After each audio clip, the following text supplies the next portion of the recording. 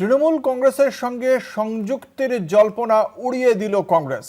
আপনারা জানেন, সর্বভারতীয় সংবাদ মাধ্যমে যে জল্পনা শুরু হয়েছিল, ইন্ডিয়া জোটের যে বৈঠক, সেই বৈঠকে সোনিয়া গান্ধী এবং মমতা বন্দ্যোপাধ্যায় তারা কথা বলেছিলেন। তার পরবর্তীকালেও মমতা বন্দ্যোপাধ্যায় একটি দীর্ঘ বৈঠক করেন সোনিয়া গান্ধীর সঙ্গে এবং তারপরেই এই জল্পনা আরও জোরালো হয়।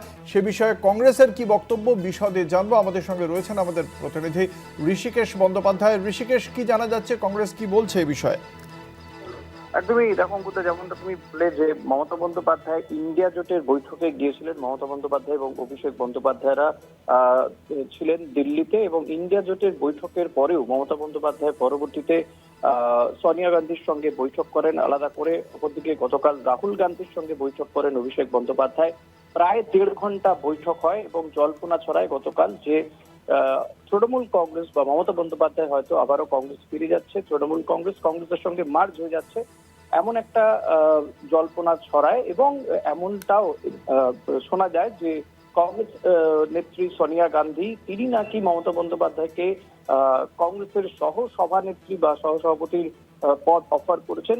এই পর্যন্ত ছড়িয়ে গিয়েছিল, কিন্তু আজকে এবং তারপরে পরে এই জল্পনা আরো বাড়ে, কারণ কংগ্রেসের পক্ষ থেকে কেসি বেণুগোপাল, যিনি জেনারেল সেক্রেটারি রয়েছেন, কেসি বেণুগোপাল তিনি এআইসিসির সমস্ত নেতাদেরকে আজকে বৈঠকে ডাকেন, এবং সেই বৈঠকে কি নিয়ে আলোচনা হবে সেটা অবশ্য উল্লেখ ছিল না।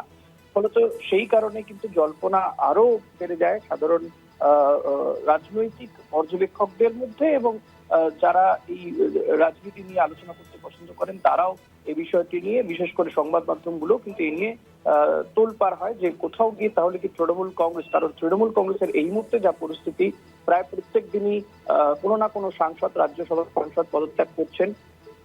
পাশাপাশি লোকসভায় যে বিদ্রোহী সাংসদদের তালিকা, সেখানে বাড়ছে, তালিকায় সংখ্যা বাড়ছে, বিদ্রোহী সাংসদদের সংখ্যা বাড়ছে। বিধানসভাতে বিরোধী দল, সেখানেও দেখা যাচ্ছে যে বিদ্রোহীদের সংখ্যা ক্রমশই বাড়ছে। ফলত তৃণমূল কংগ্রেসের অস্তিত্ব সংকটে মমতা বন্দ্যোপাধ্যায়, অভিষেক বন্দ্যোপাধ্যায়রা ক্রমশই একলা হয়ে যাচ্ছেন। এই সময় এই জল্পনা সে কারণে কিন্তু আরো বেড়ে যায়। তবে আজকে কেসি বেণুগোপাল, কংগ্রেসের এই যে বৈঠক ছিল, সেই বৈঠকের পরে কেসি বেণুগোপালকে এই বিষয় নিয়ে জিজ্ঞাসা করা হলে তিনি সাংবাদিকদের জানান একেবারেই রাবিশ একটা বিষয় এবং এই ধরনের কোনো আলোচনা হয়নি।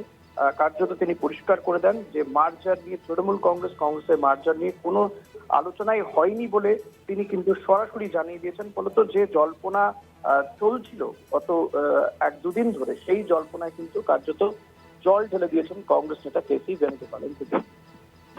ধন্যবাদ। আমাদের সঙ্গে ছিলেন আমাদের প্রতিনিধি ঋষিকেশ বন্দ্যোপাধ্যায়। কি বলেছেন এ বিষয়ে কংগ্রেসের সাংগঠনিক সম্পাদক কেসি বেণুগোপাল, শোনাবো। चर्चा तेज है कि टीएमसी और कांग्रेस का मर्जर हो सकता है। क्या इस तरीके का कोई ऑफर कांग्रेस की तरफ से दिया गया है, या क्या टीएमसी ने इस तरीके की कोई रिक्वेस्ट की है? How can we answer for these rumors, brother? These are totally rumors. Yesterday, our communication secretary has already stated that these are baseless things. Of course, Mamata Banerjee ji and Abhishek Banerjee ji went and met Honorable Madam and Rahul Gandhi ji. Routine discussion. That is an extension of India Alliance discussion, because everybody want to strengthen India Alliance. Everybody want to strengthen the fight against this anti-democratic government. So we will go together in that way. That is only the discussion point, nothing else.